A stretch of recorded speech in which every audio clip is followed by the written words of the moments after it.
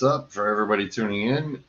We're kicking off slightly a little later due to the COVID NFL, Brown. due to the NFL, change up of schedules, and everybody trying to catch up on the reaction of the Browns game. So tons of fun all the way around. No Zolt tonight. We've got him on IR on our It's not in COVID though. right. It is It's it not COVID. is not the C list. He's on the IR list. So And he's questionable for next week. nice touch. Um, I'm shocked that it's like I thought Clint said he was going to be on, so that kind of threw me off a little bit that he Could hadn't be. popped. He could be trying to eat too, because I know he gets home late, so that's when he tries to I eat. was So gonna say, he might be inhaling the sandwich and the dinner. Bruiser, of course, will be on shortly. Sean said he's wrapping up with the little one at the moment. But why don't which we? is which is code for he's in the bathtub. Oh, yeah. Hey, that's where he has his best reception. That is honestly, believe it or not, I think you're right. It is. It is. Something about his bathroom, man. Just perfect reception. Speaking of which, Justin Jefferson with a perfect reception puts Minnesota in the end zone. No shit. So I was cooking dinner for the second half, and apparently that's when the Browns decided to score. And then I literally had just peeked, rushing down here and caught the Raiders kicking that last second field goal. Thanks, Chase McLaughlin. We've been having our problems with kickers. We just cannot seem to find a consistent kicker. For the whole season. He was good for the beginning part of the year, and then he's starting to fall off lately. I mean, at the rate things were going, I thought, shoot, we could have maybe found ourselves our next Phil Dawson if the consistency was there. But it's like, I mean, at this point, can we bring him out of retirement? I think he can still kick it. I was going to say, I wouldn't doubt he could still probably kick it easily, real easily. I don't see any issues, wouldn't see any issues at all. So, your body language is literally just saying it all big time. It's typical Cleveland. I mean, you get your hopes up, down. They score, and then you look at they get the interception, and then you're like, all right, let's play this smart, and then they always fuck it up and give the fucking any team, doesn't matter who it is, a minute 40, a minute 50 left in the game. You can't do that shit. You got to come up with a better third down play than that shitty ass run you came up with when you ran right into the fucking wall of fucking defenders that was coming at you. Well, I mean, even early on, they only had 14 yards for the whole first half of rushing. Mm-hmm. I was like, oh, we're only getting 1-2 yards, 1-2 yards, 1-2 yards. I mean, at this point, try to do a little dump over the line pass. I mean, you're going to get the same result as if you ran the ball if he doesn't make it. Right. And he should have also been looking at a screen pass would have been nice. Screen passes work wonders. That's for sure. You got so many options in that situation. Oh, absolutely. I mean, it was just totally uncalled for. Hell, you could have ran in reverse with Schwartz. I seen Schwartz on the field, but I didn't see him getting anything thrown his way. I did not see anything either. I mean, like I said, at least for the first half. And I explained to you early, the pass, DPJ had caught that first big pass. The safety comes across and knocks it out of his hands as he went to go swipe him. And it's like, boy, if he would have just turned and tried to cut it upfield, he would have got about another 4 or 5 yards out of the ordeal, but he was trying to go for the big play. It's like, dude, don't go for. You already caught the ball. You made a big play. Right. You already have a big play. Why? Why would you turn around and not? I mean, I get it. You want to make a bigger play, but you've already made it. Just, just go with what you've got. That would have been huge. I mean, right there, that would have. I think that would have put them somewhere down around the 32 Mm. of Vegas. I mean, which is a great, a great first play. The momentum alone would have given everybody like, all right, let's go, let's do this. Right. You know, so personally, yeah, it was just bad. I mean, after that, it was kind of like, okay, he and Nick just couldn't seem to connect, especially in the first half. It's like Nick went and threw it back behind him, and he had to go reach back across. And I was like, dude, It was almost like watching Baker and OBJ again. Like he only looked at one receiver most of the day. and we said you can't do that. You totally just cannot do that. I mean, it was good to see Higgins get back out into the fucking field, though. But is he going to be back at the doghouse? The only reason he was let out of the doghouse and off the leash is because of COVID, and they needed players. Well, remember, Stefanski wasn't there either. Yeah, So, he was in his basement. They kept saying. yeah. Is that the 32? Is that what they call the 32 club there? Maybe because they kept saying that Stefanski was in his basement watching the game. Uh huh. Typically.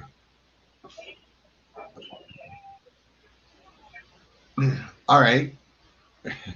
The debacles that are, you know, the NFL, the games, even from, shall we say, from last Thursday's game, or even, or we just get right into on how the COVID basically affected anything and everything right now. We've got the Rams and Seattle tomorrow. We also have Washington tomorrow, I believe, right? The Eagles. And the Eagles. So we've got football extending itself, this week, and then we'll have Wednesday off, the Thursday night game, Friday off, and then back to Saturday games and Sunday games and Monday games. It's kind of like that. We're on that fireman schedule. Yeah, it's a lot of football, and it's a lot of. It will be a lot of jockeying for, especially for myself, the way my fantasy league runs. That with the rosters frozen, there will be a lot of, hey, I'm gonna take this guy or I'm gonna swap this guy out, because everybody's going back and forth on the COVID stuff. I believe Zolt even mentioned that even though the Red Wings, I believe, only have 2 games over the Christmas break, they said that they were canceling their games. So the NHL canceled everything before Christmas or until after Christmas, didn't they? The whole NHL. Yeah. So it's not just hitting the NFL. It's like everybody's kind of taking this little break here because all of a sudden all the sports are highly affected by the COVID. Oh, I mean, Cavs are affected. Yeah. The college basketball too. Yeah, because Ohio State. It's like we're starting all back over from 2019, 2020, all over again. It just amazes me how it's awfully funny that it's a week or literally a few days before Christmas, and this thing's fucking rampant again. Well, is it that it's running rampant as far as because the in-depth testing is being done more? I mean, if it was base testing, well, what was it that they said the NFL after tomorrow, any asymptomatic, they are not Testing. Yeah, they're not going to bother with the testing. And it's weird with the way that they worded that, and I thought, all right, you're going to do that and wait until after Tuesday, but yet you turn around and you're not. All these guys who could have clearly played today are the almost pretty much everybody they said out of the Browns would have been able to play today because everybody who was on the positive was asymptomatic and said showed zero signs. And that's why it's so funny because like I think when Emily Baker's wife even tweeted out, he feels 110% fine, but yet he failed the test again, so he can't play. Yeah, it's very weird and very odd, and I'm not even going to start. It's like, well, they're gonna, everybody's like poking it. Nobody's poking it at. Well, it's just convenient that it happens to be these teams, and it's on their games, and these teams got noted. I really do. I would love to know how on the in-depth testing with the Raiders, but the Raiders, of course, are under a hell of a microscope because they got in trouble last year. So of course, be following protocols to the T. It's like, okay, what protocols got missed? Apparently, we're missing something somewhere. It's just getting annoying that it seems like every year it's always the Browns that get screwed. And you got to go through these rosters with half a fucking team.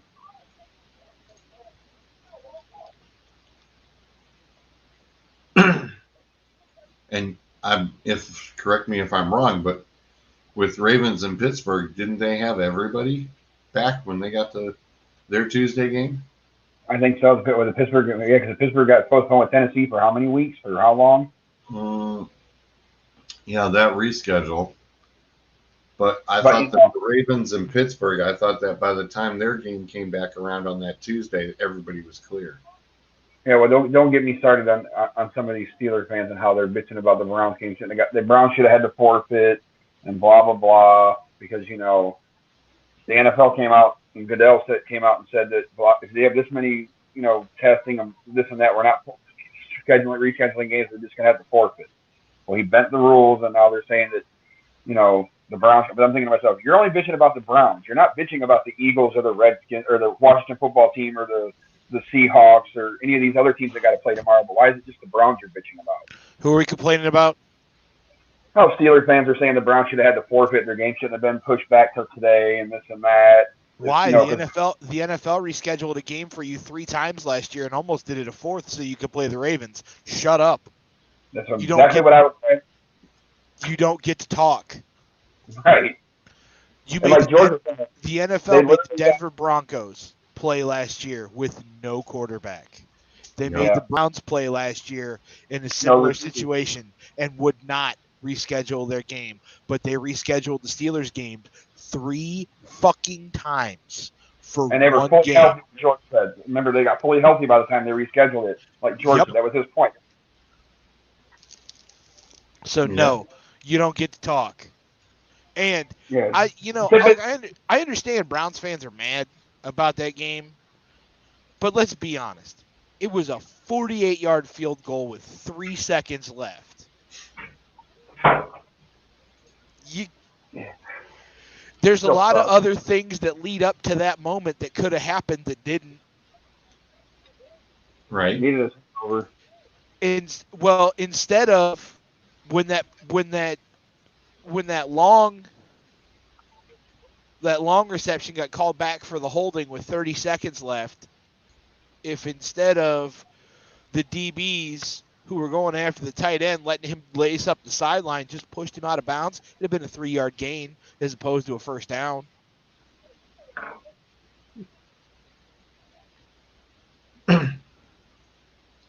And I had brought up earlier that first big catch by DPJ, he had caught it, but the defender clearly knocked it out of his hands. I didn't see that one. Yeah, and it's brutal because it's a big time, momentum swing right there. I think it totally would have made a big momentum swing early on in this game. Like watching the game in the beginning, like with how bad it was, going into the half down 10. Like I was almost thinking to myself, it was going to end up being like we were going to need to get a defensive touchdown to get somewhat of momentum to go back in our favor.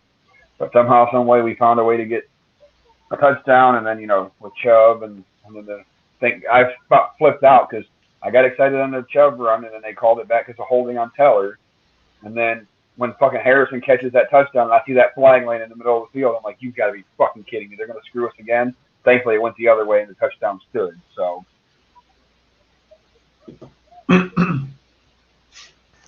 This victim mentality of every flag thrown on the field against the Browns is gonna screw them kind of thing has got to go away.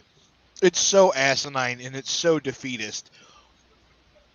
Do you hear Patriots fans talking about how every flag thrown screws them? No. Do you hear Tampa Bay fans talk about it? No. Actually, last night. Well, last night I heard a few last night. Last night was a little bit of a different story because that was a shit game from Tom Brady the entire game. He played like ass. Oh yeah, but the big kicker is he went right over to I forget who was coaching last night. My mind just went blank. But they said he went right over and he turned around and FU'd him and turned around and walked back to the bench. he walked right up to him and he said, "You," and walked back over to the bench and broke the tablet and then threw the tablet behind the bench. I had shared those pictures earlier. I said, "Oh my God." I says he was that pissed because they knew it's like they got his number, but yet they can't get his number in the playoffs. That was clearly shown. And what is it with Brady and the Saints for whatever reason? Well, he never plays well against them. Yeah, and it's just a matter of him trying to make adjustments. But it looked like last night the Saints clearly, took offense to, well, we beat you and went on to the Super Bowl. It's like, no, somebody's got a big chip on their shoulder. Well, think about it. Last year was the first year that he had ever lost in a division to the same team twice in a season, and it was the Saints. So they got him twice. No, did he win the last one, or did they lose both against the Saints? No, they lost in the playoffs. The Saints lost in the playoffs. They lost both times to the Saints this year, I think. This year, I know they did for sure last year. Last year, yeah, and this year. Jesus, something about the goddamn Saints, man.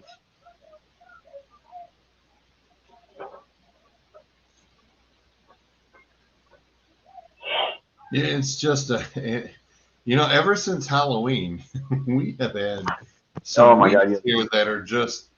I mean, it's like Halloween started. Matt Nagy just almost got tossed. Did he really?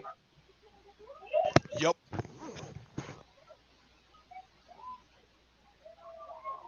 Yeah, so the Saints did get him twice. The Saints are 4-0 against Brady the last 2 years.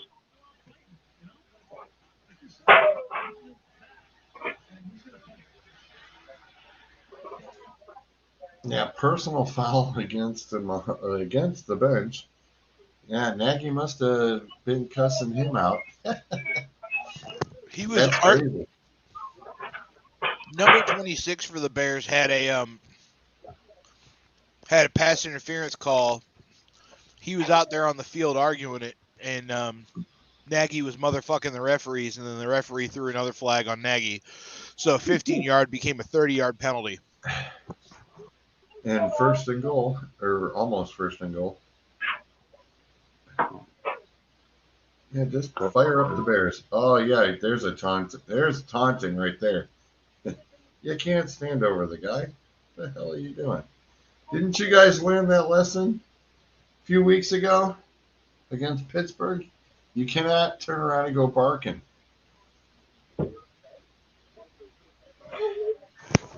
Unbelievable. I've noticed that they're not calling that nearly as much as they used to.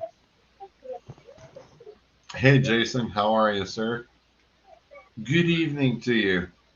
Hope you enjoyed the Perfect 10 last night as we ran through Christmas songs. That was a good one. That was a really good one. Was Mela Kalikimaka on that list? No, it wasn't. Want a hippopotamus for Christmas?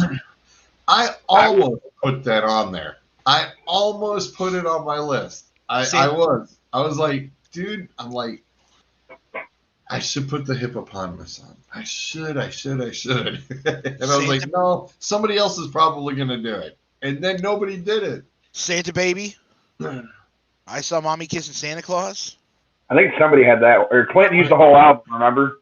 Yeah, Clint used the whole Jackson 5 Christmas album on that. Well, no, Santa Baby was Eartha Kitt. Well, the original, yeah. The original Catwoman. Yeah, that's right. Yeah, we had a lot of the old school original stuff because George found another version last night of a song. Oh my God! From Police Not Bad. Oh, I thought you were going to say it's the Slayer version of Silent Night, which is amazing.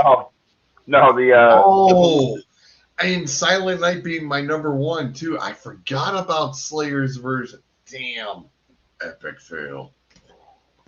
But yeah, George found out the Police Navidad version, but it's the Police Got My Car. Yeah. Oh my God. Or Motorhead's version of Run Run Rudolph. Now that's good. I like that one too. That's a good one. Yeah, I like weird Christmas music. Like, I mean, I like the classics. It's not weird. It's modern, and that's I had a couple of the modern stuff in there, but I told man, I should be smacked because I like the Silent Night version. Damn. Slayer's version of Silent Night is amazing. I don't think I heard it. And I had to fight. I had to fight Facebook like 6 times for the whole thing over the 21 seconds of Wham. You would not believe it. We were done, and I was still getting notifications for it. Were you really? Doug's going, wait, what? Slayer did Silent Night? He's going to check it out right now. I believe it was Slayer. Yeah, I thought it was too. I might be wrong. It might have been Morbid Angel, but there was a metal, like a thrash metal band that did a Silent Night cover.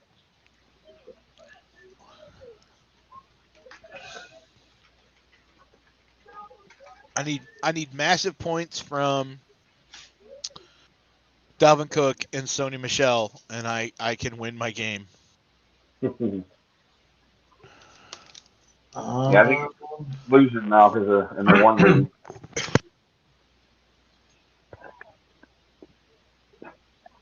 Who is it here? Man of War did it? I know that one's not very good.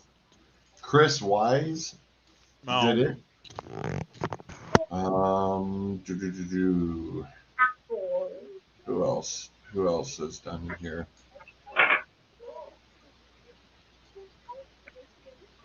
Just as somebody Christmas metal cover. Okay. Metal cover by Fahrenheit. Yeah, just more of Man of War. It wasn't Slayer though.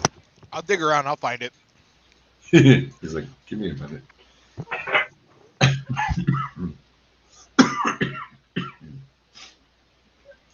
You got the vid there, George? No. Well, you know how it is now. You start coughing, everybody starts thinking. Oh yeah, I know. No, it's my stupid sinus crap that usually happens. It's gonna be tons of fun. Just going through a whole box of Kleenex will be hilarious and entertaining in itself. Well, now that I wore out the rest of that taco dip, I can turn my camera back on. He is mowing down something. He was mowing down something. You know, I like to be slightly polite. Slightly? Well, Slightly. We appreciate it. So, let's talk about hell freezing over for the second time. The Detroit Lions upset, and it really upset the Cards. What in the blue hell happened there? I mean, this morning, Charlie Weiss is sitting there going, can you believe we have to say that Jared Goff outplayed Kyler Murray? And you're like, huh? I'm like, excuse me? But he did. And the Lions fans are kind of peeved because they just lost. They lost the first pick. Yeah, it's back to Jacksonville, right? Now it's back to Jacksonville for the moment. Oh yeah, because they play the Jets next week. Who's that? Jacksonville? I believe so. I was gonna say right now, with all the games being so messed up, I didn't even bother to turn around and try to align back up the picks because everything was still going on. So it's like, okay, we still got 4 more games to go, and it's like, all right, I'm not gonna bother with it. I gotta wait until after tomorrow. I just got to figure out where Hutchinson's going to end up because I'm going to get his jersey wherever he goes, and I'm hoping the guy that's not a fucking. I mean, if it's Jags jerseys ain't bad, but I was kind of hoping he'd go to the Lions in a sense, kind of stay home, you know.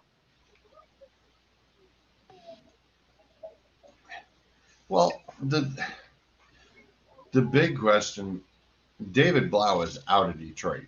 I mean, when you clearly get looked over or passed over for the third string guy who just came off of IR, and everybody knows that you are a pretty good quarterback, why the hell wouldn't they have bothered? I mean, right now, the Lions, I don't know what his contract is, and it's kind of bummed out. Zolt's not here, but if he still has anything left on the contract, I mean, Detroit's got to trade him. Who are we trading? David Blau, quarterback. He's a serviceable backup, I think. It's just he hasn't had much playing time. I mean, Detroit could sign Nick Mullins. He didn't look too bad tonight.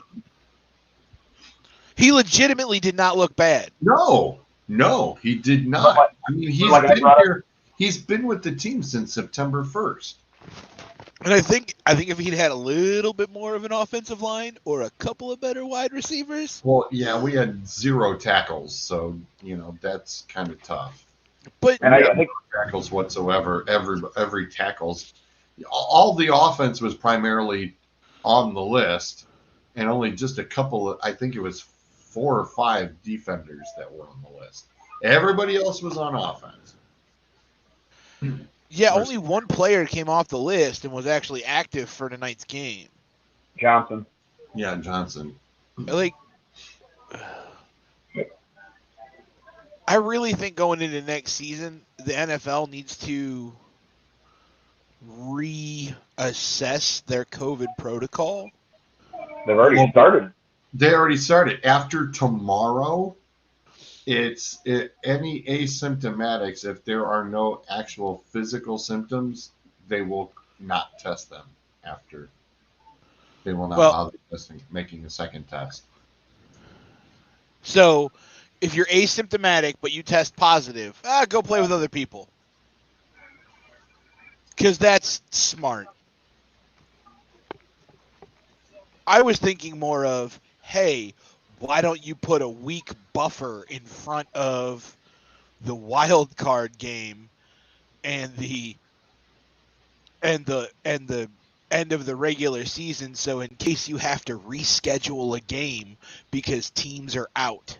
You know what I mean? Like in this scenario, if you had a week in between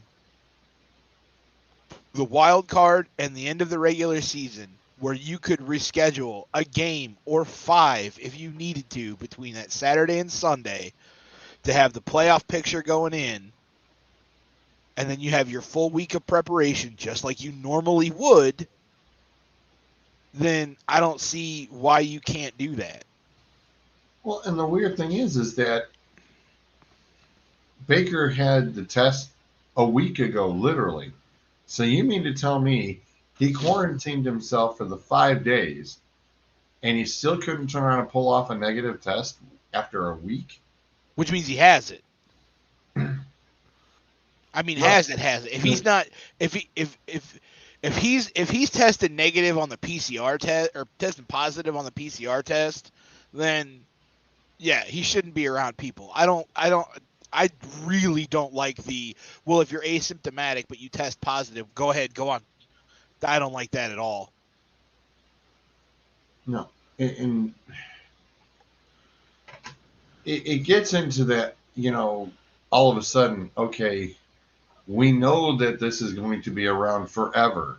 It's at what point do you go, okay, this is just going to be the norm?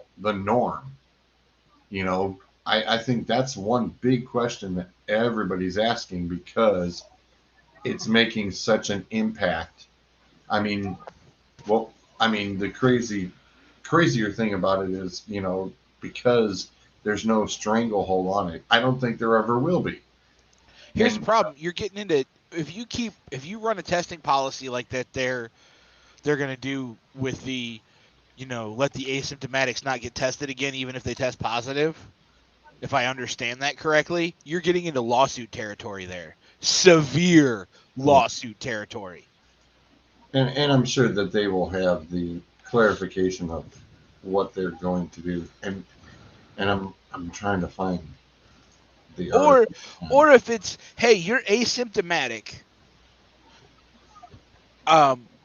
you can't play, but you can continue to practice with other asymptomatic positive test members of the team. You know what I mean? Well, and like how you said, with being asymptomatic, oh, here, go play it, and they wonder why the shit won't stop spreading. Exactly. Oh, there's Train. Yeah. I got the window open. When he leaned his head out the window, I was just like, dude, I heard it, but my scroller was all the way at the bottom of the damn thing, and I'm sitting there going, come on, and I'm just trying to finish scrolling on the other screen at the same time. I'm like, damn it, hurry up. But no, I mean that it does bring up the question of, okay, when are we going to say that this is the norm on this in sports? Of okay, will we ever? Well, at some point, I mean, back in the 1900s when the flu thing kicked around the first go around, they turned around and somebody had to say at some point, going, yeah. It took 5 years to get out of that pandemic, from 1918 to 1923. And we're on year 2. Soon to be 3. So it's not going anywhere anytime soon. Nope. And to be quite honest, I wouldn't be surprised if coming out of the winter with the way that this variant is spreading and the way that it's going, that I wouldn't be surprised if we didn't have more 2020 like shutdowns again coming out of the winter into the spring this year. I really wouldn't. God, I hope not. Dude, I tell you what, people hate it, people bitch about it, and it got way too politicized and way too shitty, but masks, vaccinations, and distancing fucking work. They do. They just fucking work. And if people would pull their heads out of their ass for 5 fucking minutes and just do it, we'd all be out of this sooner. But everybody wants to play that I'm my own person, and I don't, that type of attitude. You're fucking with my freedoms. My freedoms. Yeah, you don't have a freedom to be an asshole and cost my grandmother her life because you don't want to put a piece of cloth over your face for 5 minutes while you go eat your cheese puffs and your Miller Lite. And that's all they're probably going to the store for too. Probably. Right. I was gonna say, I with me going back into the pharmacy realms and doing the work with the, equipment and whatnot, I was definitely one person of, yeah, I definitely just, get the mask away from me. But being on this other hand of, I'm going into the areas where people are going in, getting their shots. We got people that, ignore the signs out front. They ignore the phone calls. They're like, I'm here for a COVID test. They're like, no, you need to get your ass back outside and come through the drive-through, like it clearly says right on the front damn door. Wear a big sign when you're walking in the door. It says COVID test through the drive-through. No, you still got stupid people walking right up to the damn pharmacy counter, and you're like, hey, moron, can you read? Oh, apparently not. Get your ass back outside. How long have you been symptomatic? 4 days. Then get the fuck out. Oh. Right. And don't touch anything on your way out. Then you got the people. I got a friend who's a nurse, right? And one of her friends actually is a nurse in a pharmacy. You know, she's a. Yep. They had somebody walk in for a COVID test, and they said, "How many days have you been symptomatic?" The guy said 4 days, and they're like, "Get outside." He then proceeded to walk around the store and continue to shop for another 15 minutes. 4 members of the staff got COVID from that one dude. Because he wanted to be an asshole. This is the shit that pisses me off.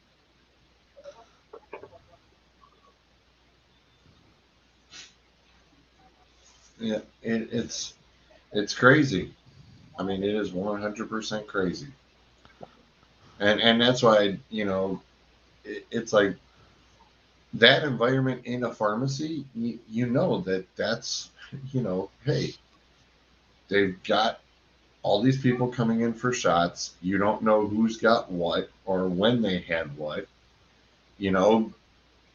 Several times I've seen people literally just, even before COVID, you had people sitting in that little waiting section, hacking up lungs, sneezing all over the floors. Yeah. It's like, and of course the stores, they're not cleaning, and it's just like, dude, seriously. As I even told the store staff, when we came around doing all the preventative maintenance and wiping down keyboards and monitors and stuff, I said, if there's anybody who's a carrier, yoo-hoo, it's me, stupid, because I'm taking it from one store, going to another store, and another. It's like, hello. You want to know how it's getting around? Check with the person who's always going around to multiple places at the same time. And that's kind of the way it relates into sports, though, too. I mean, you're talking about a pharmacy. Imagine that you're talking about pharmacies, right? Hundreds of people. Now take that petri dish and times it by thousands and put it in a stadium or an arena anywhere in the country. Yep. I am all for. Yeah. Well, I am all for. Now, people can bitch to high heaven all they want. I don't care. I am all for venues requiring proof of vaccination to get in. All for it. 100%. Football games, basketball games, wrestling events, concerts, comedy clubs, doesn't matter. Because it's not hard to have it on your phone. Because that too. I mean, I have my Vax card in my truck. But Jim Bob down in Atlanta or Eric over in Philly, but that you can't go see the Eagles or you can't go see the Falcons or you can't go see the Cowboys until you show me your little yellow card that said you got 2 shots and were sick for a couple of days. You know what I mean? Yep. That's just like Boogie. Boogie's got his. Boogie got his a couple of weeks ago.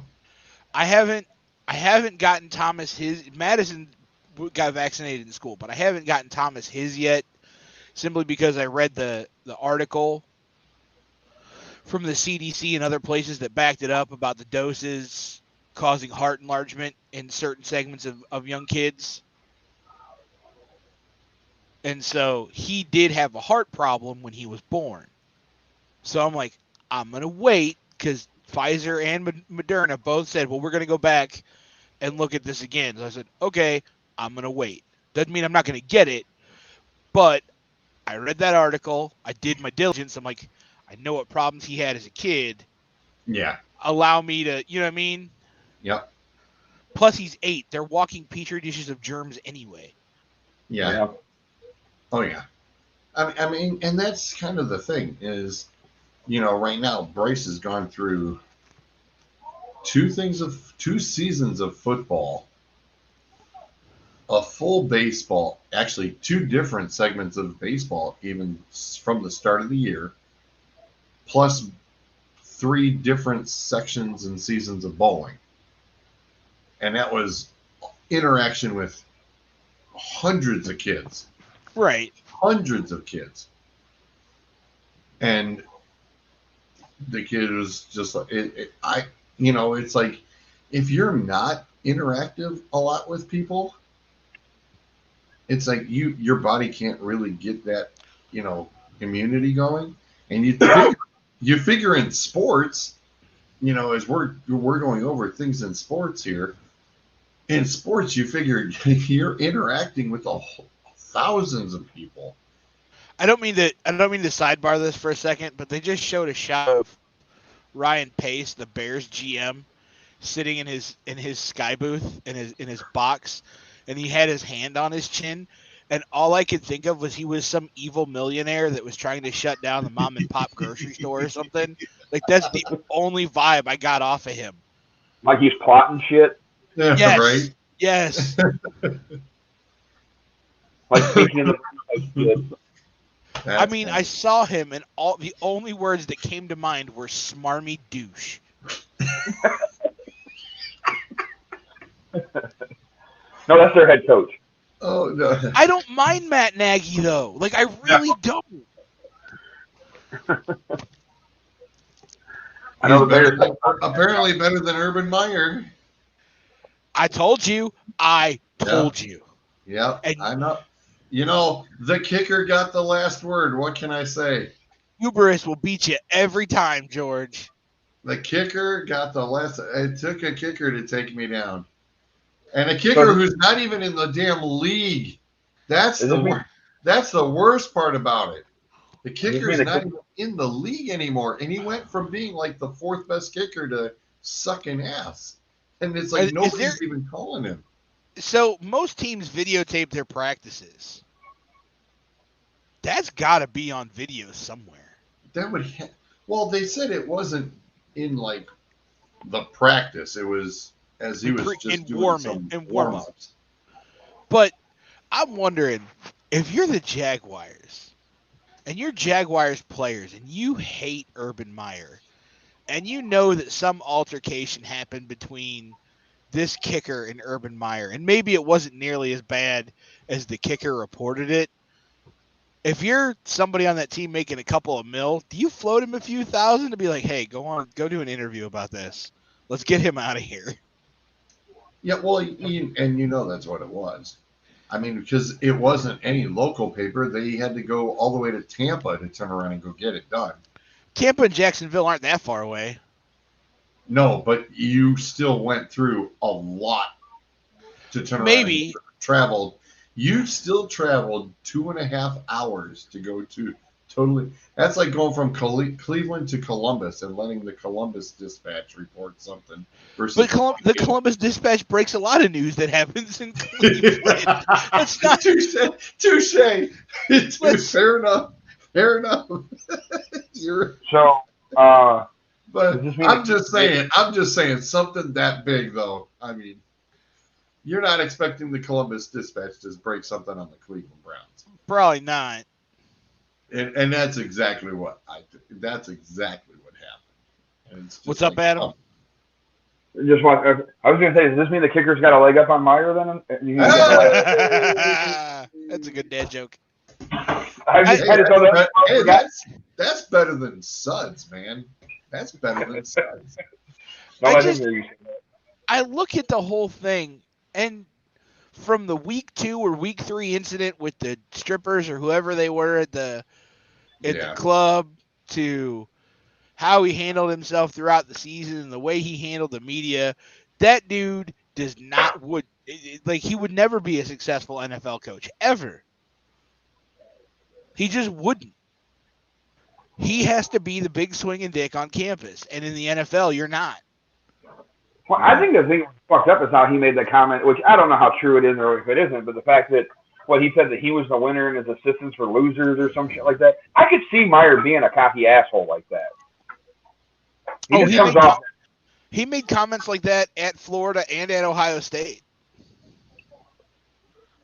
Well, I know there's a podcast that he's whatever the player is. I think it's Josh Perry. He used to be the linebacker. He's on the Big Ten Network now. He does a podcast, and there's a snippet that came across when I was scrolling through Facebook, and he was talking about how after an Ohio State loss, Urban Meyer would absolutely lose his shit to the point where he would not talk to nobody. He was just out of it, lethargic, and just kind of straightforward. And it was just he didn't know how to act. He didn't know how to handle a loss.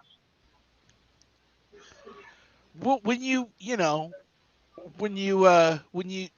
have that many boosters and can do end arounds on recruiting and not get caught, and you're used to winning, I could see that happening. Yeah. I wish to God we could just hurry up and get. I mean, I'm not trying to rush Christmas, but I kind of am. I'm looking so forward to next Friday, dude. You got 2 weeks. Relax, buddy. I know. You're playing Georgia. I think it's going to be a good game. I think it's going to be a way better game than the Cincinnati-Alabama game. I think Cincinnati's going to beat Alabama. I got that feeling, too, for some reason. I think Cincinnati's going to beat Alabama. And I kind of think – I hate to say this to you, but I think it's going to be Georgia and Cincinnati for the title. Which would be a rematch of last year's bowl game. Which would be a fine matchup. Because Cincinnati, I watched that game. Because Cincinnati won that game last year. I mean, it would be good. I mean, but don't get me wrong. I'm obviously being biased. I want to hope for Michigan, Cincinnati, just to get rid of the SEC. And at that point, I want Michigan to win, but I wouldn't even care if Cincinnati won just because there's no SEC team in it.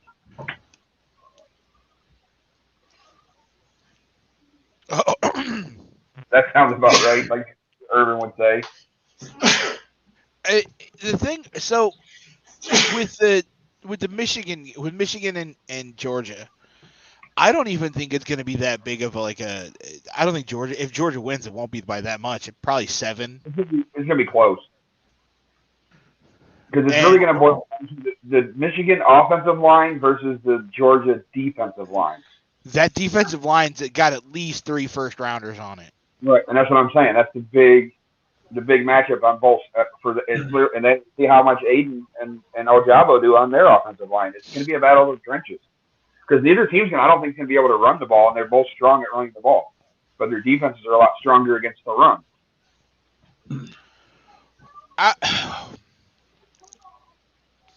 You got to take a drink before you get this thought out.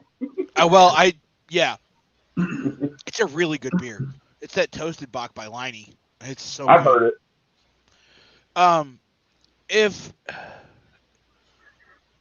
If Michigan is going to successfully establish the run, it won't be until the third quarter. If that. Well, because I didn't watch every Georgia game this year. But somebody put together about an hour and a half kind of package, like a trainer's film essentially. Mm-hmm. And I watched it, and you can tell that as the game gets longer, they're used to being up by 20 to 30 points at that point.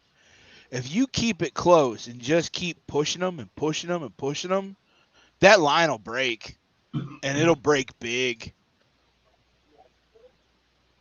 And the thing is, I think we have in our favor, though, is that we don't have just one running back or 2 running backs. We literally got 3, and then with all the reverses and shit we do with the speed guys would help, too. That's going to be Michigan's big key to winning that is endurance. Is if you can really out muscle that team because they're not used to being on the field for that long. You know what I mean? And Michigan was good. That's how I said they were going to have to beat Ohio State. They were going to have time of possession. You're going to have to run it down their throats and keep their offense off the field. That too, but even the offense, even Georgia's offense is used to quick scores, quick drives. If you bog them down and make them play Big Ten football, they're not going to do it. Right. They can't do it. Do you think that the Cincinnati-Alabama game will be a shootout? Oh, yeah. Yeah. Taking the over. And I think Cincinnati's going to win. I just can't believe they got Georgia. What is it? Georgia's an 8.5-point favorite, and then what was Alabama? Like a 13 or 7? I don't even remember what it was. They were high. It was high. I don't know if that's Bridges. I thought. I think Cincinnati's going to win because I think they got the blueprint on how to beat SEC teams last year when they beat Georgia. Cincinnati's not a joke. They're not a flash in the pan. That's what people don't understand. They've been good for the last 3 years. Right. Yeah. Under the radar for their division. Still 13.5. It is still 13.5. Is it really? Yeah. It's still at 13.5.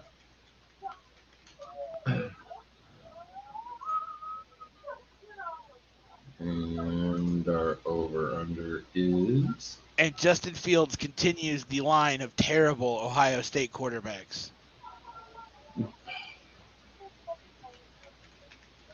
When was the last successful quarterback to come out of Ohio State? He wasn't successful, but he got a Super Bowl ring, and it's Joe Germain. Yeah. What was that, in the 80s? No, 90s, I think. Late 90s. Over under 58.5. For Bama and Cincy? Yeah. For Bama and Cincy. I can see it. Yep. So I could see more than that. Shoot. I'd take the over, at least 60. Yep. I would definitely take the over. Watch, that's the defensive struggle that Cincinnati wins, and then the shootout is Michigan and Georgia. Be the blowout. Yeah, be the run. Yeah. That'll be the shootout game. That'll be the shootout, and it's like they got it backwards. I'm psyched to see. Sorry, Adam.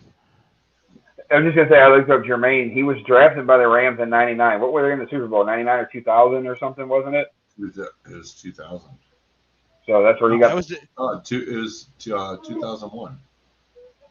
Because that was the Music City Miracle.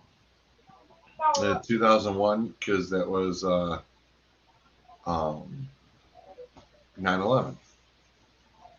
Yeah, but that was the Rams went to back-to-back Super Bowls, didn't they? They lost one, won one. The greatest show on earth. No, because 2001 was the Patriots. 2000, they beat the Titans 23-16. They beat the Titans. So that was 99 and 2000 they went to the Super Bowl.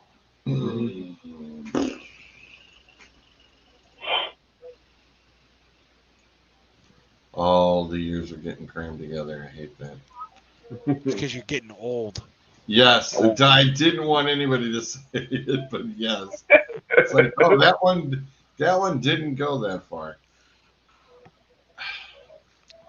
That's all right. I had to do a double take this weekend when I was listening to Liquid Metal on Sirius on the way to the hockey game on Saturday morning, and they were running mandatory Metallica all weekend for the 40th anniversary of Metallica's Kill 'Em All in '81.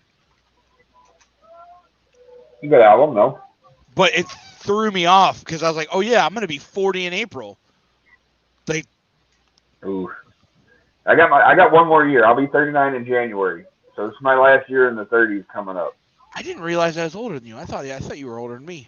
Mm-mm. You got it. When's your birthday? April what? 2nd? No shit.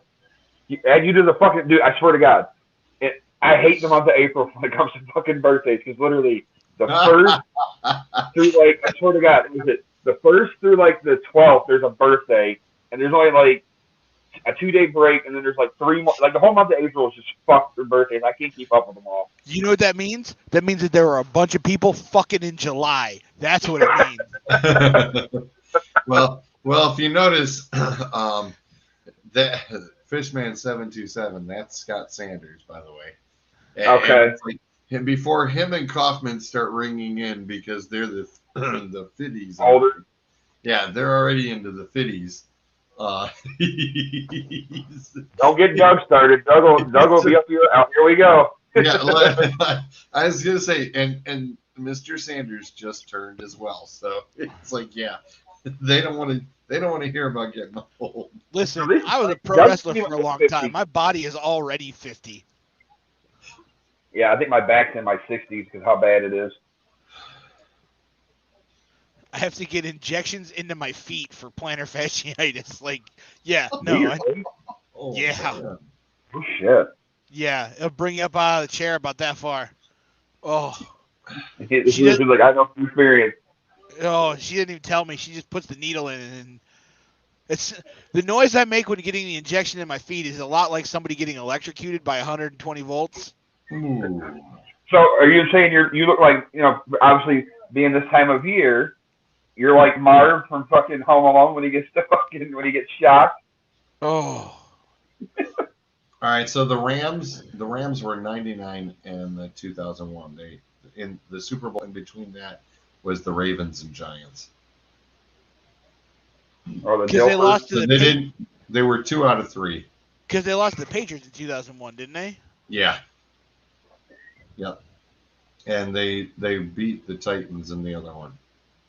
That was a good game. Because the Patriots St. Louis one was actually pretty good too. That was a tight one if I remember right. 20-17. Yep. Yeah. I didn't say anything. It was much better than their rematch, the 13-3 snooze fest. Yeah, I remember that one too. The one Super Bowl, that's the one that that's the one I did not take the day after the Super Bowl off, and I said never again. I'm like, I will always take Super Bowl Monday off. Forget it. Yep. I will always remember the 98 Super Bowl. I think it was 98, 97 or 98. The 97 because the Packers Broncos and this one's for John. Yeah. And then he turned around and they did it again the next year. Well, you played a really shit Falcons team. Yeah. Pre-Michael Vick. Dan Reeves.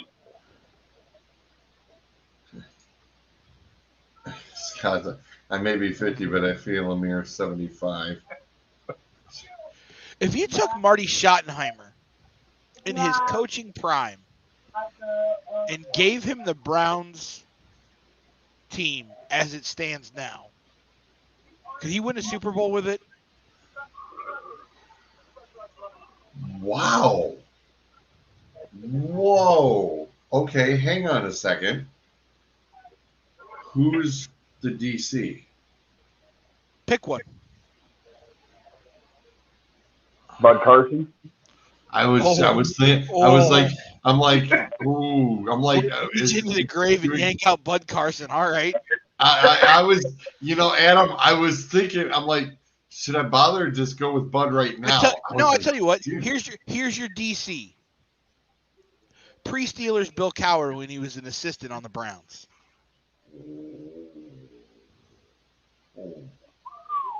Shit, they definitely go to the Super Bowl. But do they win it? Well, okay. At this point, I wasn't here. They made it. Clowney, Garrett. Ooh. I mean, since we don't have Zolt here to do the numbers, and I had just planned on typing my picks out this week anyway. We could have a little bit of a fun what if for the last half hour. What if Marty had the current team? Well, because Chubb and Hunt is definitely Mackenbiner reincarnated for sure. But you take Schottenheimer in his prime in the 80s and just drop him. Boom.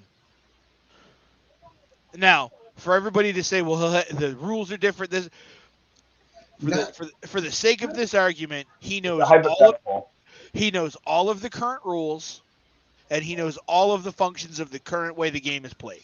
Oh, he'd actually have a better advantage because he had Brian Brennan running through the slot like freaking Edelman would be, today and whatnot. Yeah. So you got Brian Brennan, Webster slot, and then you just change it up and you've got DPJ and Jarvis Land. Oh yeah, and especially now that he knows on how those rules went, sure.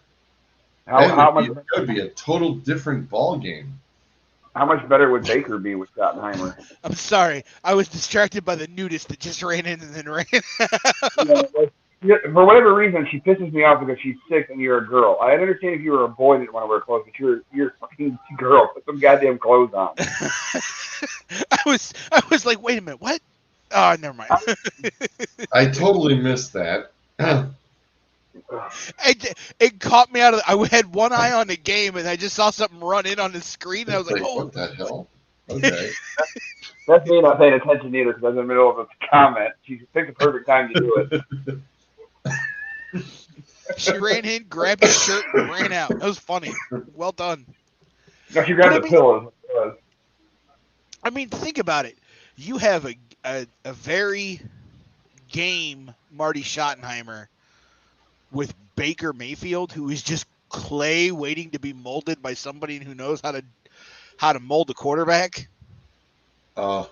Sanders says Romeo Cornell. Okay. I'd still take Romeo, sure. It's a DC? Yeah. I don't know. You still got Greg. I mean, don't forget, as much as people didn't like him, Greg Williams was decent. Yes, Greg Williams was was a great defensive coordinator.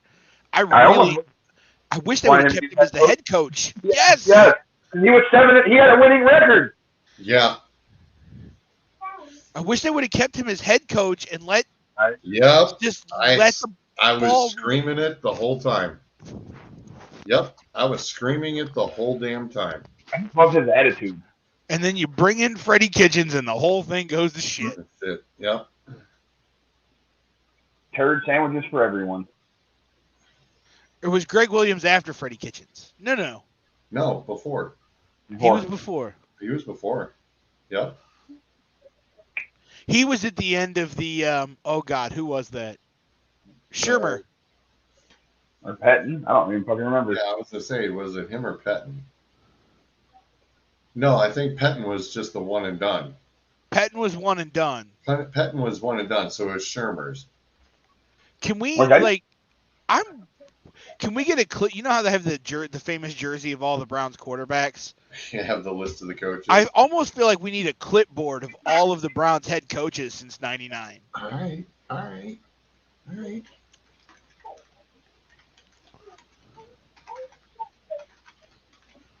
Fucking Eric Mangini. Ugh.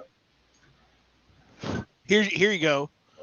Mike Martin from the Greatest Show on Turf era of the Rams with the Browns today. Martz? Ooh.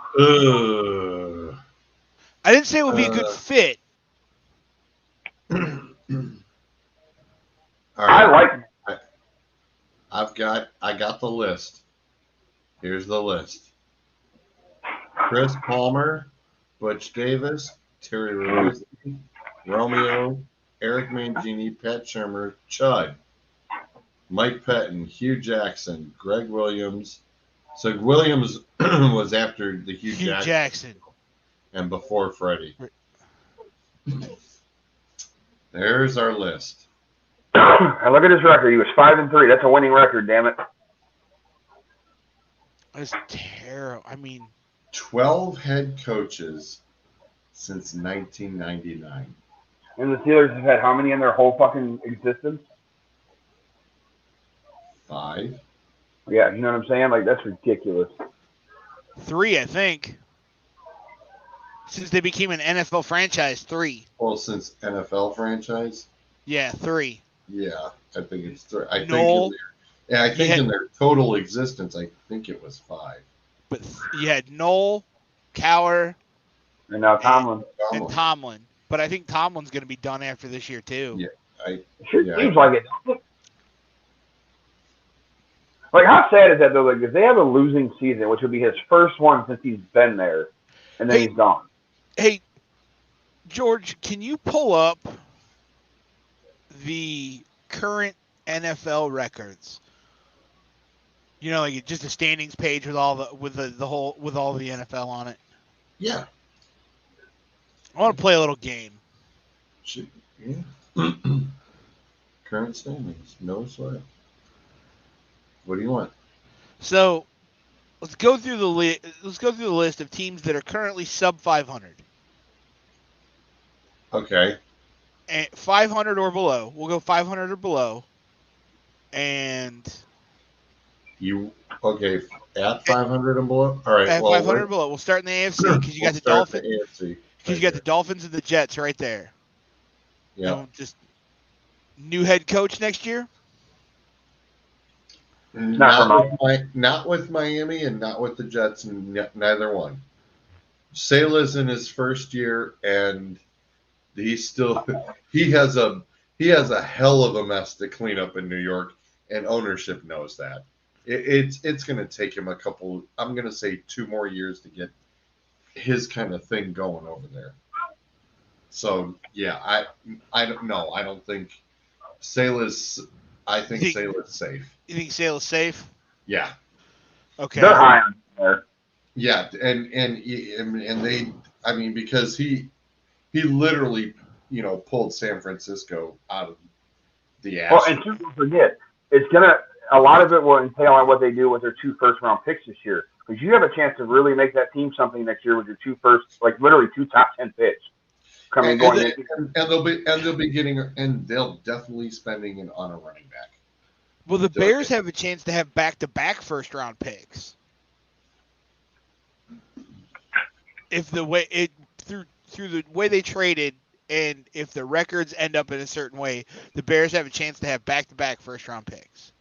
That means 3 teams. It'd be the Bears, the Giants, right? 4. I think the Eagles, Giants, and Jets all have 2 picks, and they're all close to the way it's working out. Don't the Lions?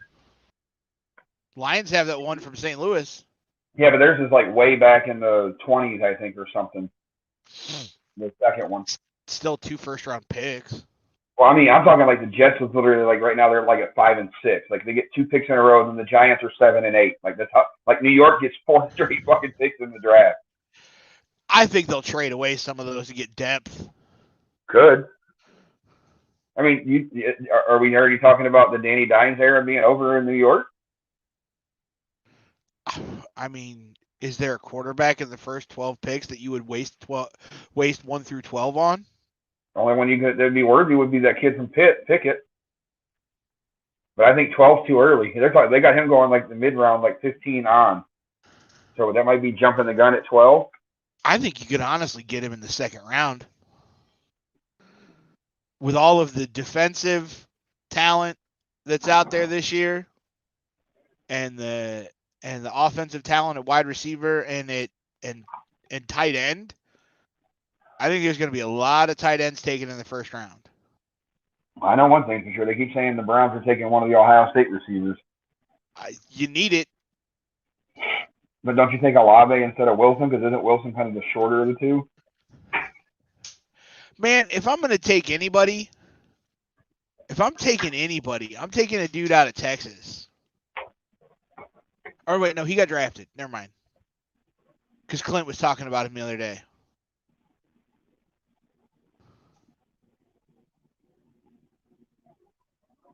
But yeah, going through the list. Well, we already know the Jacksonville Jaguars are going to have another one.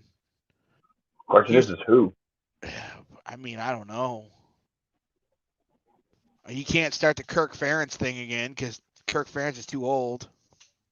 I mean, you just already dealt with one college quarterback, or college coach. Now you don't want to start again. Yeah, but has anybody ever said anything bad about Kirk Ferentz? No, I don't think they have. He's well respected. I mean, honestly, have you ever heard a bad word about Kirk Ferentz? I usually hate the motherfucker because he's always the one that ruins our season. Right. That's about the only time I talk bad about him. And it sucks because we got to go there and play them next year. You got the Houston Texans at 3-11. They're going to have a new head coach because they got an interim now. Harbaugh. Harbaugh going to Jacksonville. Fuck off. Do not ruin my fucking run right now, all right? Like, normally I would have told you, if this was last year, I'd have been like, I'll walk him to Jacksonville. That's a good choice there. Byron Leftwich, yeah. That's good. And he played there. He's not a bad OC. Who's the offensive coordinator? Tampa Bay. He's not bad. Last night he could have left to be desired. That wasn't necessarily his fault. I don't necessarily think that was all him. I actually like that idea of Leftwich to Jacksonville. Then of course you're gonna get. They showed the stat last night during that Tampa Bay New Orleans game where it was like 13 of the first 15 plays from line of scrimmage for the Bucs were all pass plays. Like they didn't even try to establish a run game. And Fournette's not doing that bad. He's hurt now though. So is Godwin. And so is Evans. Yeah, no, that fucked me because he's on my team. But Leftwich, and another name you're going to hear a lot about too is what's his name from Kansas City, Bieniemy. Yeah, Eric Bieniemy. I can see him going. He'd be a good fit for Houston. He did pretty good. All I care about is winning this game that is in Sean's league tonight and tomorrow because I have a player going tomorrow, so that I can say I ended up better than Akers. And Akers would be like, I'm in like 7 leagues. Which one? The DA league, the one that counts. Because if I end up better than Akers, I get Akers' spot next year. Well, I'm gonna make George make it happen. Yeah, I was gonna say let's. I know I have officially tattooed him in the Michigan League. He's crushed. I crushed him. I currently have a 780-point lead over him in the Michigan League, so he's done there. The DA League. Ooh. That Minnesota kicker can keep working it a little bit more for me against Zolt. That would help. Come on, where's the matchups? Where is Akers? Akers is currently losing. Actually, Akers has lost. Yeah. Beavers has Akers scored 949. He has no guys left. Flying Beavers has 1338. Mr. Akers is out in round 1. What is Akers' record at the moment? 6-7-1. Okay. Even if I lose tonight, I have a better record than Akers. I will be 7-8. I am currently 7-7. Wow. So therefore, doesn't matter. I get the spot. He'll say that he has a better record because of the tie.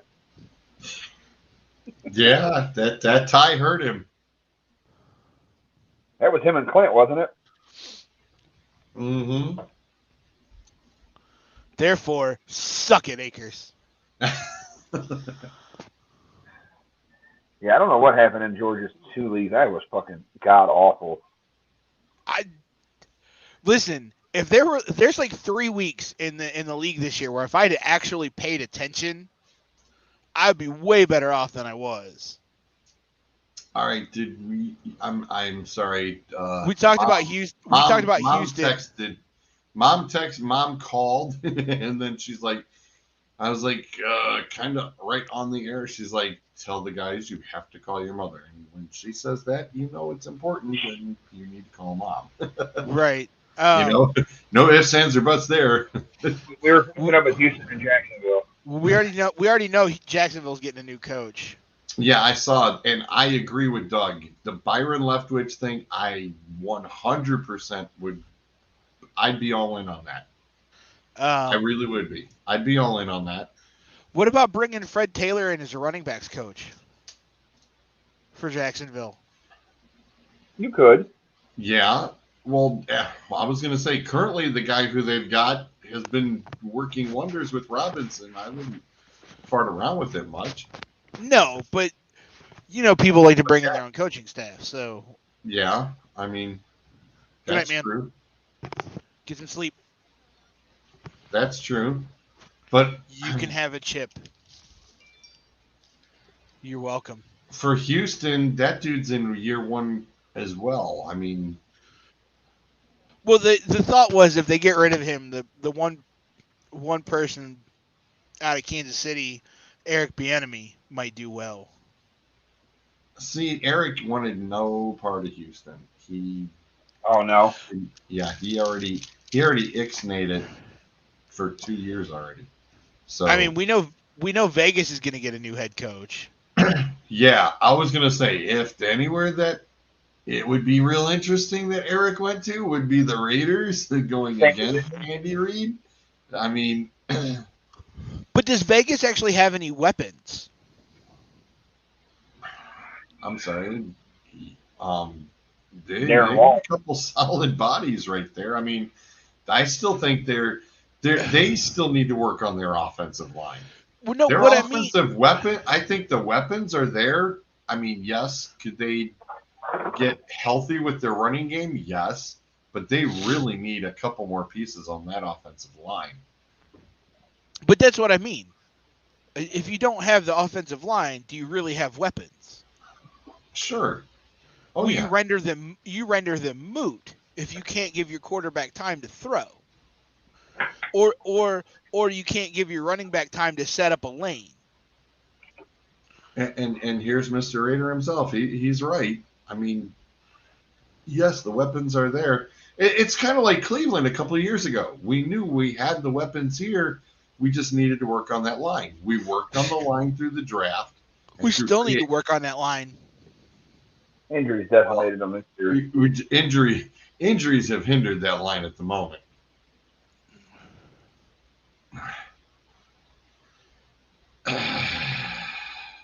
Who is that? My buddy David he lives down in Tampa. The Browns didn't choke though. Shut up. I was gonna say they really didn't. They lost I get his point though that the defense choked when they needed to stop, kind of mentality. You have third stringers and practice squad guys that. Yeah, I was gonna say they had 11 practice squad guys get called up. You had one announced that this morning. You had one guys. Dude. There you had one dude on the defense who had recorded his second tackle in the NFL ever tonight. Wow, he don't care. Look at this. He's pulling the no excuses, just result card. Is he a Browns fan? Oh yeah, he's a diehard. Yeah, go away. He comes up every year for a game, at least once.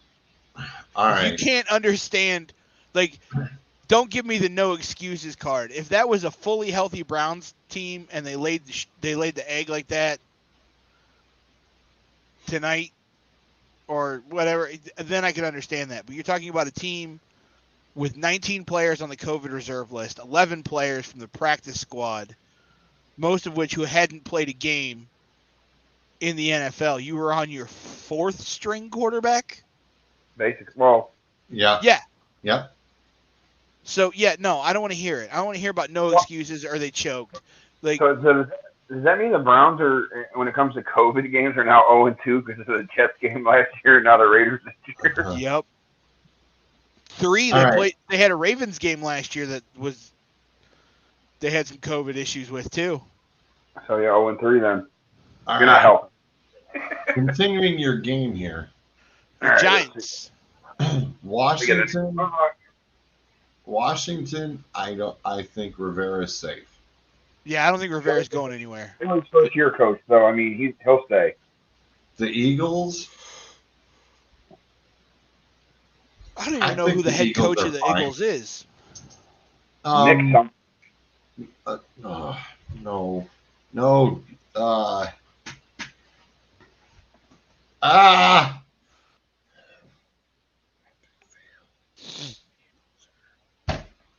Oh my God, Reich. No, he's in Indy. Nick Sirianni. Was he a first-year guy? That's right. Reich. Yeah, I'm sorry. Reich is Indy. But Sirianni came from Indy, though, so you were kind of on the right track. I knew I was going to flip-flop them. I knew I was. I was like, damn it. Yeah, I think he's safe too. They're literally, they were caught in the middle of a rebuild, kind of off. It's like you get the Super Bowl hangover, and then, oh crap, you lose half of your guys to free agency, and you can't spend the money to retain them. And that's kind of crap what happens. So they're kind of on that rebuild. Everybody right there is kind of smack dab in the middle. The Giants are just, I mean, Daniello Diaz, Mr. Diaz, who also watches us, it's a dumpster fire over there at the moment. They're kind of hit and miss. It's Jones being out, that doesn't help. Barkley being in and out does not help. They have no real receivers. I mean, really, you're going to call Galladay? Galladay was, Galladay in Detroit. I mean, come on. And you just lost their the Giants could really use some wide receivers. They really could. Well, they got Kadarius Toney. I think the Giants' problem is honestly more bodies on the field as opposed to actual coaching. Agreed. All right, NFC North. There's 3 teams there as well. Minnesota? I don't think anybody's going anywhere in Minnesota. I don't think so either. The Bears, we were talking about Nagy getting the boot this year. After the game, they lost. They were talking about Nagy getting the boot a couple weeks ago. Yeah. And oddly enough, I don't think he goes anywhere. Really? No, I don't. I think he does. That's just my opinion. Well, I can see what he's trying to do, but you were given a washout from Cincinnati and Andy Dalton, who got hurt at the beginning of the year, and you have Justin Fields. And you know what they say, when you have 2 quarterbacks, you really don't. But again, when you have 2 quarterbacks, you really don't have any. So, and it's back to that problem that the Browns had a few years ago when they were flip-flopping between Colt McCoy and, yeah, instead of sticking with one guy and letting him get through the growing pains. Okay. All right. I don't think the Lions are fleshing out Dan Campbell either. Nope.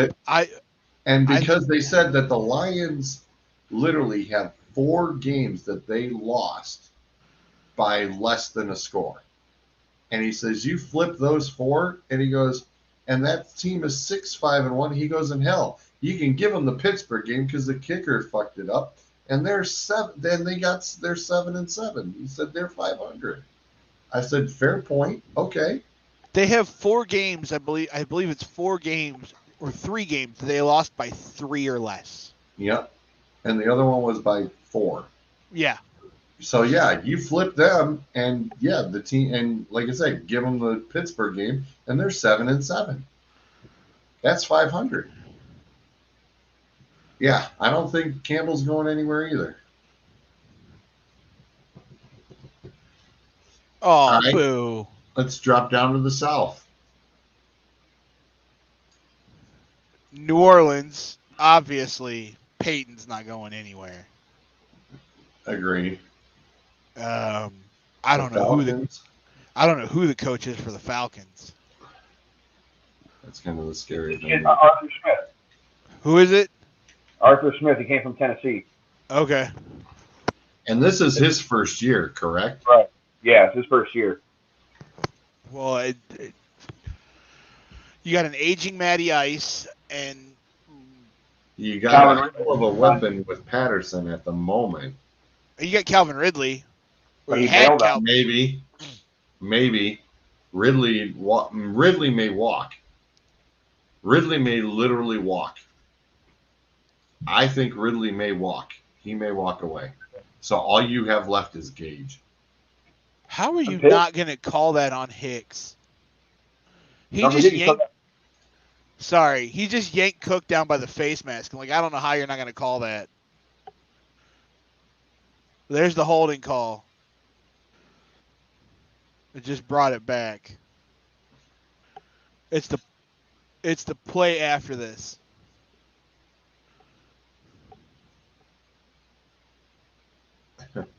Yeah, it's just a small block in the back. Just a little bit. Hold on, go back to that. He's like, wait, go back to that. Yeah, remember, I'm going to get penalized on this because I got the shares. Because you're ahead of me.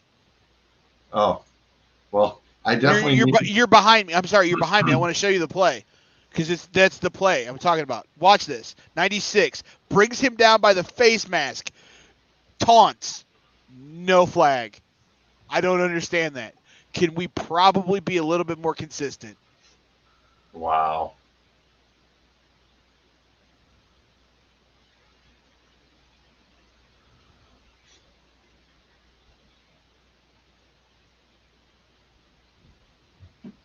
Well, does he really?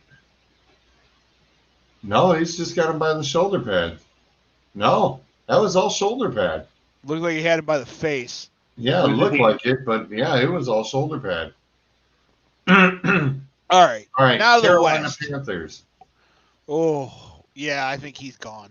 He's had 2 seasons. Yeah, Adam's like.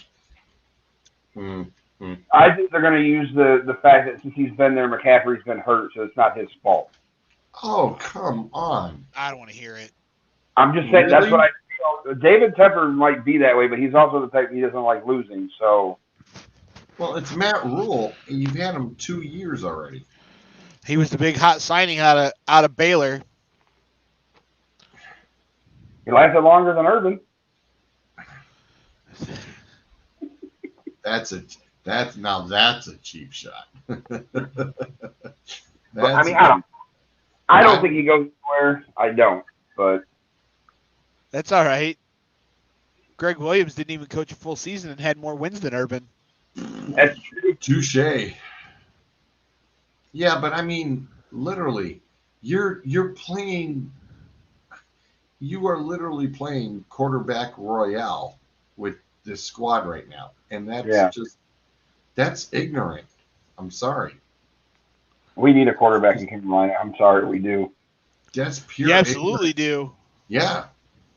I mean, and the funny thing is he's not even like literally giving PJ Walker like a full damn game. You totally had PJ Walker literally about to start with the Arizona game, and then you go and what do? You got Cam Newton, you threw his ass in there, and he woke the Cardinals. Of course. I dropped Jefferson. It from the 4-yard line on 8 plays. But you never let PJ go down and turn around and take the team down. No, it was PJ got it all close, did all the work, and then you turn around and bring in this. You brought in the king, and the king gets to make his move, and ta-da! Look at me. And yet the guy who turned around and did all the work gets shit on. Come on. He's not that good. Come on.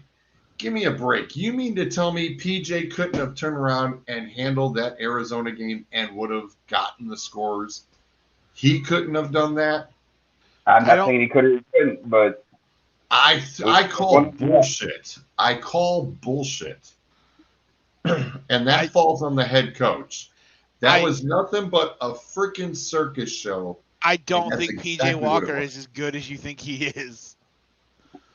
One good drive doesn't. I mean, granted, we don't know he's all he got. Multiple good drives. What are you talking about? Cam was only put in for everything from 4 yards and under.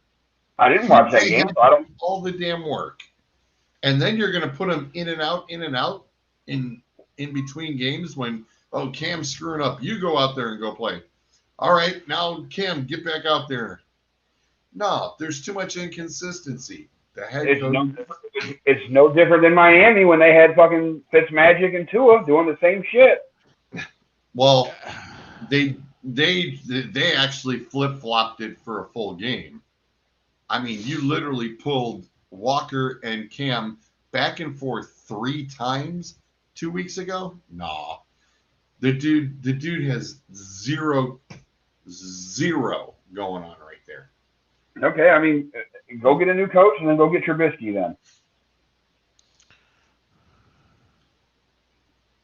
Really? Better than anything we have at the moment, correct? Well. What about Dalton down there? Oh no, God, no. No. I don't want to hear. No. Look, that ship is about to sink. I'm sorry. I don't. That ship's gonna sink. Sure, but I think that there's. Listen, I can see the Mitch. I can see Mitch. Okay, fine. If you're gonna put Mitch over there, you put Eric Bieniemy over there. Then.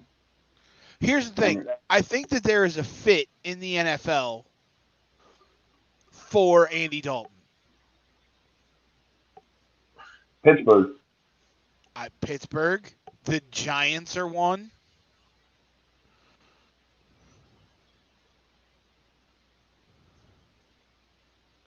I have a squad. I have a squad in mind because it is purely set on pocket passing, and I'm glad that the boy's not in the room. The Seahawks? I'll say it for you. It'd have been really funny if he, even though he wasn't in the room, you see a shoe come flying across. Like, I know, right? No, Dad. But seriously, I mean, do we really think Russ is gone? Yeah, I think so. Yeah. Really?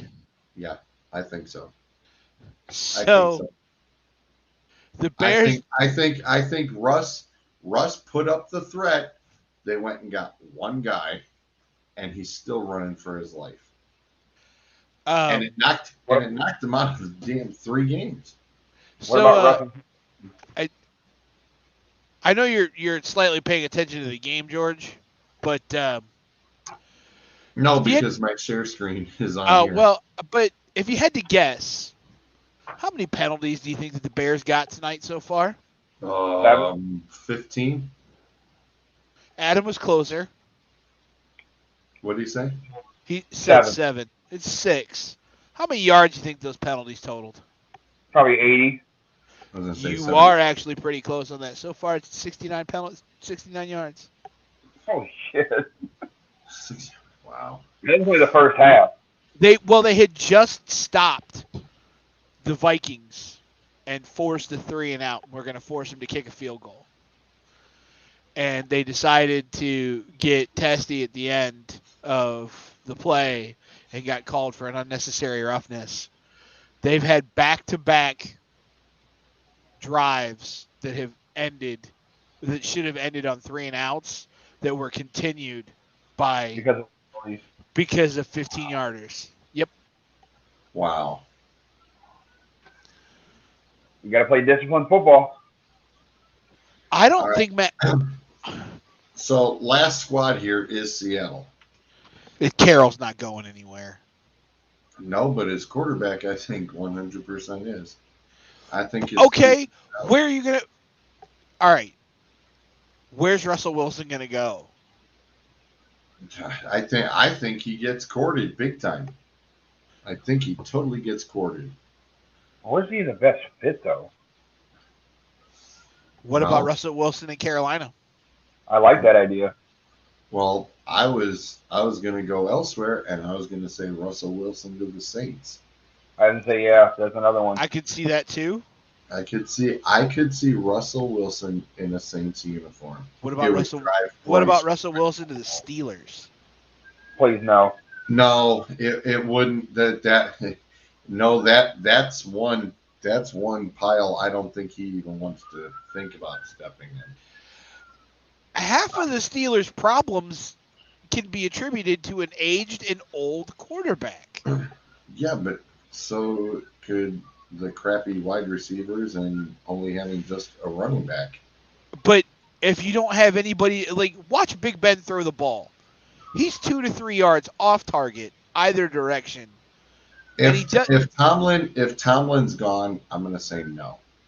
Okay, let's say Tomlin stays and Big Ben's gone. Stays.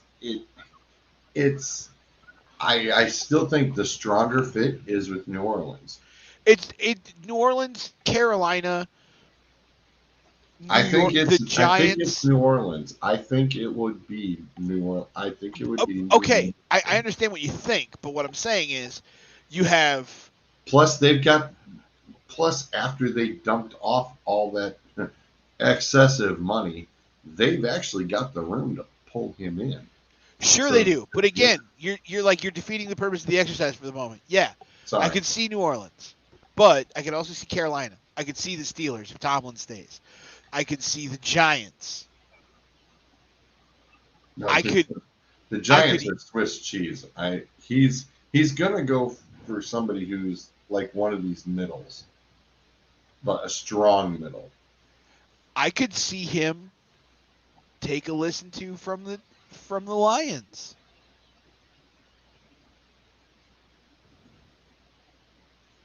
I think like George said, you got a lot of courting, that's for sure. Sure, yeah. But there's probably seven teams that. Well, the thing I think that's going to be the big key is I think a lot of these quarterbacks are going to wait and see where the Aaron Rodgers domino falls first before they make their decision. See, Aaron is the one I can. Here's the other one I could see. Washington. Aaron Rodgers is the one I see ending up either in San Francisco or New Orleans. I think George wants San Francisco, but I'm not. I keep hating this fact. It's like, God, Aaron Rodgers would end up in San Francisco, and I'm just like, oh my God, do I really? It's like, is it worth the 1 year? Okay, let's go for it and almost get there, and then, oh, I'm sorry, I broke my foot. No, you'll probably get 2. Maybe. I could see Rodgers in. See, the Rodgers thing though is a far smaller circle. Maybe 5 teams. Oh, and because he clearly stated he wants to play for the 49ers. He's like, that is like, he is dead set on that. Well, you got to have the room to sign him, and they do, and you got to have the wherewithal to do stuff with him when you get him. John Lynch is no fool, and they've got the room, they got the money, they've got the balance, and they could definitely push it. So, yeah, man, that train is really railing on. It's been just barely railing there. It's coming. It's not even close yet, but he's giving you the heads up from way downtown. Right? That's what she said. I mean, if you're looking at just the NFC alone, would Rodgers go to the Cowboys? No. Would he go to Washington? Maybe. Yeah, Washington's an intriguing spot. Sure, but the Eagles? No. The Giants? No. No. He's not going to re-sign with the Packers. No. He's not going to go to the Vikings. He won't go anywhere in here. He won't go anywhere in the North. The Saints? Yeah, maybe. Imagine that, Rodgers and Brady 2 times a year. Could you see him in the Falcons with an aging Matty Ice leaving?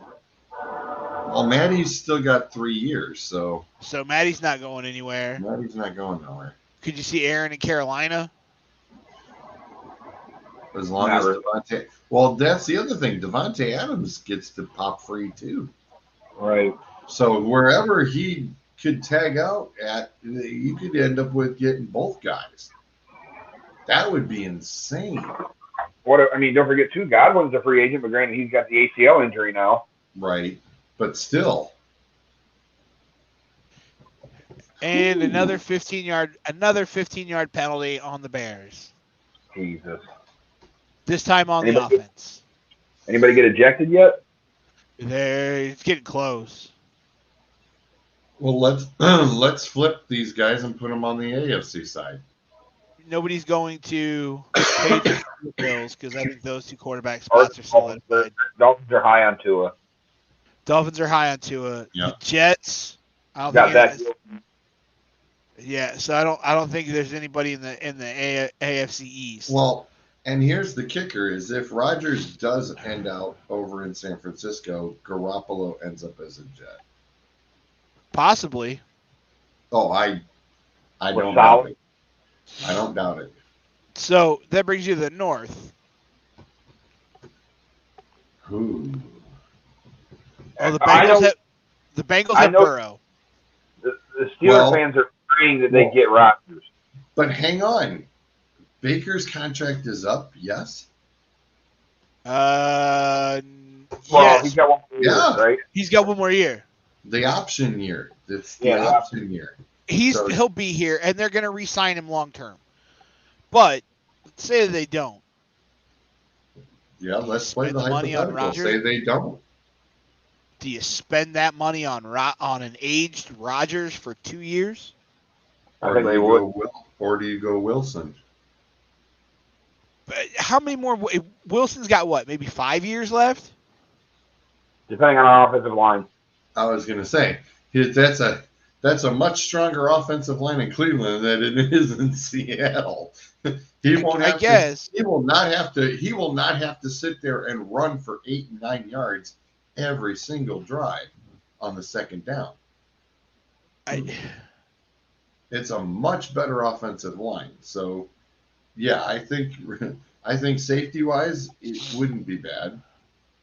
Would not be bad at all. And then there's Pittsburgh. And I think Wilson has a better shot of ending up in Pittsburgh than Aaron Rodgers does. What about Tennessee? Aaron Rodgers, Derrick Henry. But Tannehill's not doing too bad. And he didn't do too good yesterday. I was going to say. Listen, I've had Tannehill on my fantasy squad in Zolt's League, and it's the last damn time I entrust that son of a... He's average at best. Average my ass. He's average at best. He is but with Vrabel, game manager. Again, average at best. But with Vrabel as your head coach, that's all you need. But if you've got Rodgers in there, you're looking pretty damn good. See, here's the interesting one. Right after the Titans. Colts.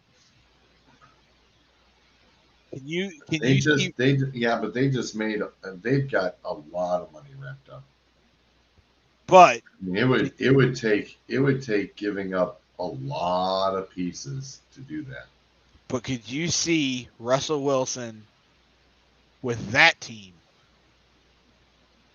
Yeah, that would be that's a nice offensive line. I don't mean to. I'm not talking about Rodgers going to Indianapolis. I mean Russell Wilson going to Indianapolis. Yeah, but still, you'd still have to give up some pieces. Now you got the Houston Texans. Especially because you already gave up some of the farm just to bring Wentz in. That's what hurts. Yeah. You gave up some of the farm to get Carson in there. Now you're at Houston. Oh, yeah, that's a no. Neither one of them are going there. Nope. Neither one of them are going in either hole. Or Jacksonville because they're high on Trevor Lawrence. Yeah. Kansas City, obviously not. The Chargers, obviously not. Now you got the Broncos. Now Doug brought it up. Doug brought up Rodgers possibly at the Broncos. Well, he just doesn't. Rodgers just isn't a big fan of the cold. It's like he wants warmer weather, but the whole thing about the sea level thing also bothers him too. So here's an interesting thing for you. So Peyton is part of a group that he's going to have a majority stake ownership in the Broncos if they end up buying the team. Having Peyton Manning and John Elway there, you don't think that might not intrigue either Russell Wilson or Aaron Rodgers just a little bit? Possibly Wilson. Because I could see Wilson in either of these two spots. Denver. I don't think Carr's going anywhere. I don't know. I think Mayock. It's going to depend. I think it's going to 100% depend on the next coach and the conversation with Mike Mayock. If Russell Wilson is available, you have to keep the butts in the seats, and Wilson would do that. I hate to say it that way, but it's like the thing with Vegas is Doug, please comment in the comments. But Vegas will always have a full stadium. Always. Because Vegas is a transient city. There's always going to be people from the opposing fan base there and buy a ticket, I'm not worried about Vegas's attendance. I'm not. No, but I'm just saying, as far as getting quality, you still need to have some quality football. Sure, I'm with you there, but I'm not worried about them putting butts in seats.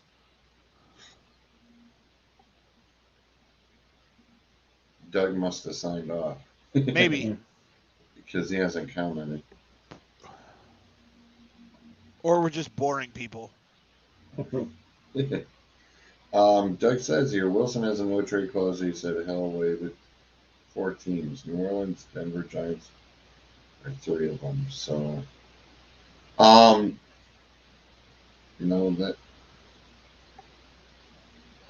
the Giants are such a dumpster fire organizationally right now. It's just not pretty.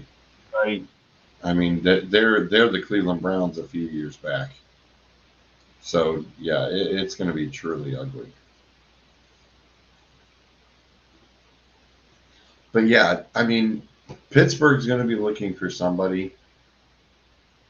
If it's Russell Wilson, if Tomlin is still there, I mean, it's going to be a big concern for the whole AFC North. It's like, okay. Yeah. It's going to be a big concern.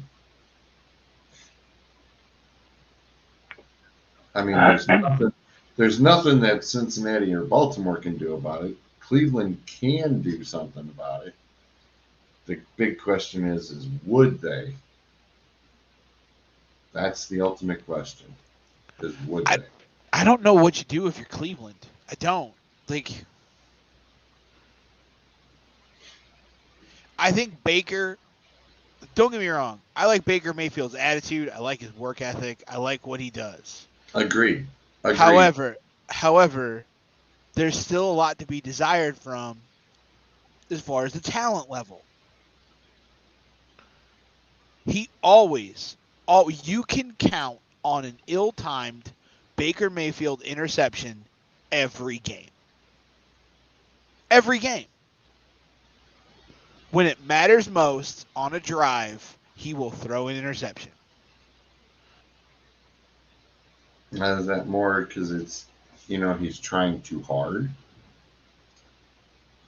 I mean, he should have that out of you. You would think at this point he should have that out of his system. But being the fact that you were not wrong in your comment, and it's if he's that predictable that you automatically know, you're going to get an important drive interception off of this kid. That totally just, bursts the bubble. I don't know if it's coaching, and I don't know if it's him putting too much on himself. But I think Baker Mayfield was a great step in the right direction. I don't think he is the quarterback to end all quarterbacks here in Cleveland. Much like you had Bledsoe in New England that got you to Brady, I think the Browns are one more piece away, one more draft away from getting that guy who's going to be the guy for a number of years. Definitely need one other wide receiver at this point. Sure. Linebacker. Well, I think you're going to re-sign Clowney. I actually have a feeling they will too. I think you're going to get Clowney, and you're going to have Garrett and Clowney on the opposite sides.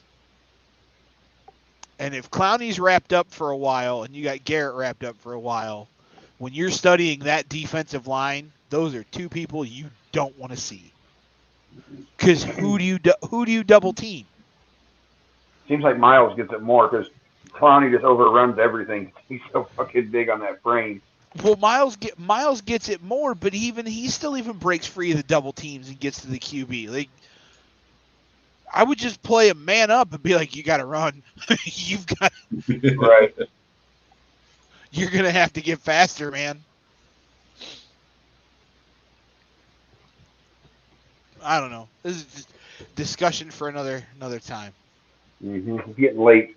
Yep. Well, I was going to say we are seriously in overtime, but we were also about this late too in getting started. So, but yes, it is excellent conversation as always. I mean that is what it's about, and excellent idea in going through the standings and taking a look at head coaches, where Rodgers and Wilson could end up. Good stuff, man. Good stuff. For a staff.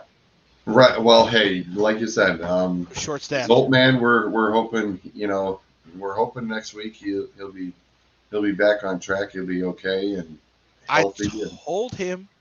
I told him not to use the chocolate flavored hemorrhoid cream. It just. Hey, the thing is though, is he's big on his fucking injury updates in the chat. He's got to give us his injury update for next Monday, like Sunday night. Yes, I need to know if Zolt is. Questionable. Yes, as absolute. That's awesome. I'm gonna go needle him about that in the chat here in a minute. That's fantastic. Oh, so, we got nothing but love for you, Zolt. We missed you tonight. I mean, I kind of like you. And so Bruiser's officially taking Akers' spot over in the league next year. That ought to make the draft interesting as all get out, huh? Is that the one that's going to be at Patio Day Burge, or is that a different one? I get that's the DA league. The DA is on. Okay. And something tells me CD Lamb might get drafted pretty early. Maybe. Fuck you, Akers. And that is going to be my team name again next year. Punch Akers in the 5-hole. Do you know that and it was funny because he said, and he has nobody left on that squad that you guys drafted. That I drafted. He dropped CD Lamb or traded him. He did. For me. Yeah. He did a whole bunch. Yep, for Chubb. And then Lamb didn't get shit for points. It pissed me off. He's had a rough year. Yeah. But it's in the DA league. It's the sophomore. It's a sophomore slump year. I think CD's still going to have a good year next year. I would totally draft him again too. I would. Hey, I drafted him Derrick Henry. I drafted him Derrick Henry, and Derrick Henry got hurt. That's not my fault. Right. Well, it's because anybody Akers has on his team usually gets hurt. So you make a trade with him, and then after you make the trade, the guy gets hurt. But luckily, I'm on bye weeks, but it's probably gonna fuck me for next week. I think you'll be all right. I don't know, I'm hoping Evans will play, but I doubt it. I have Evans too, and I need Evans. Right. I pretty much have everybody I drafted this year, and I didn't. Most of my failings were because I didn't set my lineup properly, or forgot to. I got to beat tomorrow. So I mean, I have Cook tonight, and Sony Michel tomorrow. I can still pull this game out of my ass. Well, Sean's beating by 2 points or less than 2 points right now, and I have Stafford going tomorrow, but he's got Kupp and Metcalf. I have. So the score right now is 135 to 162. Dalvin Cook has got me 15 points, but on my bench, so Mike Evans got me 3 points last night, right? Because he got hurt. Because he got hurt. Nelson Aguilar is sitting on my bench with 10 points. Next Monday night, Scorefest galore.